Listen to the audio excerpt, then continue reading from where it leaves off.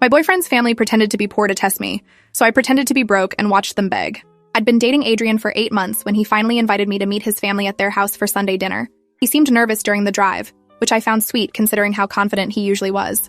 "Just so you know, my family is pretty low-key," he said, adjusting his grip on the steering wheel. "We don't have much, but what we have, we share." I squeezed his hand and told him I didn't care about any of that, which was true. What I didn't tell him was that I'd already done my research. LinkedIn is a beautiful thing. His father, Richard, owned 3 luxury car dealerships across the state. His mother, Diane, sat on the board of directors for 2 major corporations. His older sister, Veronica, was a partner at one of the city's most prestigious law firms. The address he'd given me was in Meadowbrook, where the average home price was $2.3 million. So when we pulled up to a modest ranch house with peeling paint and an overgrown lawn in a completely different neighborhood, I knew exactly what was happening.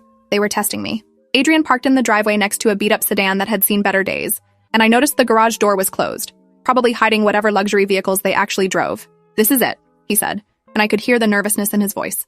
I smiled and said it looked cozy, then followed him to the front door. His mother answered, wearing a faded sweatshirt and old jeans, her hair pulled back in a simple ponytail. "You must be Sloan," she said, pulling me into a hug that felt calculated. Come in, come in. Sorry about the mess." The house was decorated like a stage set for struggling middle-class family. Mismatched furniture that was probably rented, generic artwork on the walls, and a TV that had to be at least 15 years old. But I noticed the small details they'd missed. The Hermes scarf casually draped over a chair, the Montblanc pen on the side table, the barely visible tan line on Richard's wrist where an expensive watch usually sat. I complimented the house and Diane smiled, saying they'd lived here for 20 years and it had good bones even if it needed work. Dinner was served on chipped plates with bent forks, and I watched Adrian's sister Veronica struggle not to grimace as she used the obviously cheap cutlery. His younger brother Mitchell kept glancing at me like he was waiting for me to bolt.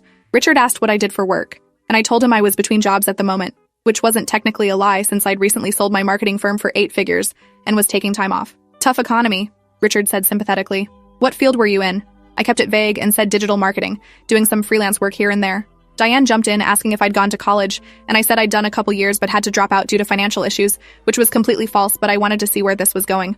The whole family exchanged these quick looks like they'd just confirmed something. Mitchell asked if I had student loans, and I said I was still paying them off, which made Diane touch Adrian's arm with this concerned expression. "That must be stressful," she said in a tone that was probably meant to sound supportive but came across as condescending. Throughout dinner, they kept dropping hints about their supposed financial struggles. Richard mentioned how expensive car repairs were, even though I'd seen his LinkedIn post from last month about expanding his dealership empire. Diane talked about clipping coupons and shopping sales, despite the Cartier Love bracelet I'd spotted in a photo on her office wall from the company website. Veronica complained about law school debt, which was hilarious considering she'd graduated 15 years ago and was pulling in 7 figures annually. The performance was almost impressive in its coordination.